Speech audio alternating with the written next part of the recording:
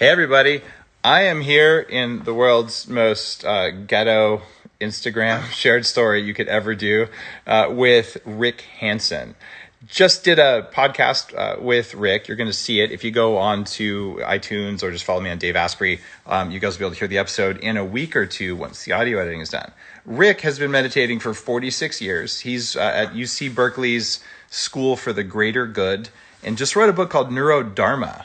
We just had the most fascinating discussion around what's happening inside our brains. What are the 7 things you have to do if you want to be on that path to enlightenment from a guy who's really gone deep on that stuff. So you can ask questions. I'll read your questions to him and he'll answer them. So Rick, as people are formulating their questions, what are the 7 stages? We talked about these in the interview, but give people the basic ones. Yeah, there's 7 ways of being.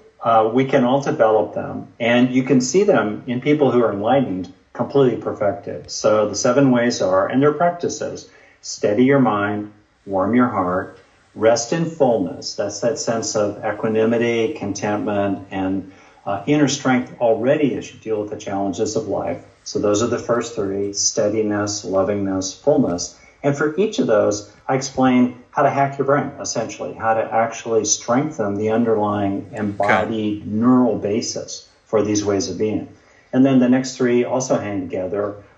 Being wholeness, a sense of yourself as a whole, rested in a feeling of being, with everything included in a non-dual kind of way, while receiving nowness. That's the 5th practice. How do you actually live at the front edge of now continually and enjoy the freshness and delight and playfulness and possibility of really being in the present, while 6th, opening into allness, a sense of being a local expression of everything, more and more one with everything, rather than divided from it and at war with it. With the last one, finding timelessness, including in the book, I explore what might be happening in the brain as people approach nirvana, literally, given the traditional description of the process. What could possibly be happening in the brain, and then how can we use that ourselves to have more and more a sense of timelessness, kind of like living on the edge of mystery continuously, with a sense of possibility always just before now. So those are the 7. Okay. Question from Soul Life Photos. Did you have a bulletproof coffee today?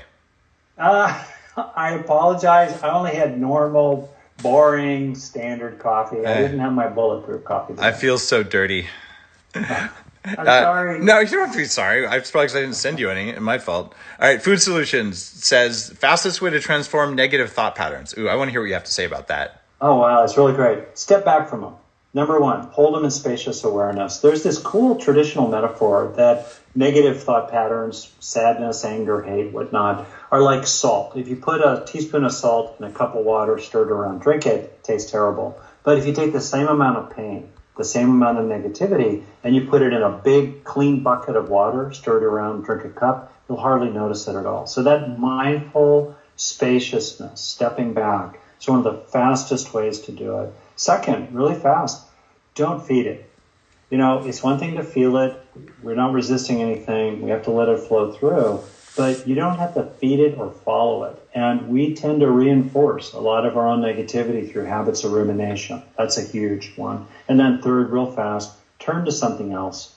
Turn to something that's beneficial, wholesome, and true. Usually very, very small. Exhale. Calms the body as you exhale. Look around the room. See something you appreciate. A blade of grass coming up through a city sidewalk. Those 3 things. Spacious awareness, don't feed the beast, and turn to something beneficial are really fast ways to reduce negativity. Now, here's a question about Metahuman and saying, does this connect to Metahuman? This is from Abel Wendy. And she says, or is this set into being Metahuman? So, by the way, Deepak Chopra, who was just on the show, is one of the people who endorsed your book on the cover. So how does this connect into Metahuman? I think they both really connect in the sense that we can develop ourselves to the peak of human possibility. We may not get all the way to the very top of the mountain of awakening, but we can progress on the path. And I think it's really important, even if we're living our lives down in the dusty plains or frankly in the bogs sometimes, or even just the lower foothills, to keep in view the actual possibilities in this human life. Why not? why not take that next step that you believe in, that rings true for you? The next step in being as happy and calm and strong and loving and wise as you can ever be. Why not keep going in that direction and be inspired by that possibility? So for me, that's one of the great lessons of the ages, to not give up. We don't have to settle for a life of, just TGIF, making our way to the weekend. We can actually live in a way and experience an unshakable core of inner well-being and inner peace, as all the great teachers have said, which is incredibly useful when the oatmeal hits the fan or the pandemic comes to our shores. Now, I'm seeing a lot of questions from people saying, hey, who is this again? All right, this is Rick Hanson, Neurodharma, and I wrote his name and the name of the book in the comment thread, but you can Google it, Neuro, Dharma, Dharma. And on that note, my friends, just a quick sampling. This guy has really dialed some stuff in. We go into neuroscience. We go into how your heart works, how your thought processes work. And I've never seen anyone write about these 7 different perspectives. The first 3 are pretty familiar, but the other 4, I think, are very well distilled, careful work from, we were just talking about this, a lifetime of work that he's done, also as a teacher at Berkeley. And then saying, all right, how do I distill that into a book that's a little bit of time? A little bit of time for you to read, but is worth your time. So if you're sitting at home, you have extra time, you're not commuting right now, and maybe you're doing more dishes, but listen to the book, read the book, be mindful, chop wood, carry water, all that kind of crap. But I will tell you, there's value for you here. So on that note, thank you for tuning in on Instagram. And Rick, thank you for being on the show. Dave, it's really a pleasure and privilege too, and I really support what you do too. Thank you. I'll see you all on Bulletproof Radio. Bye.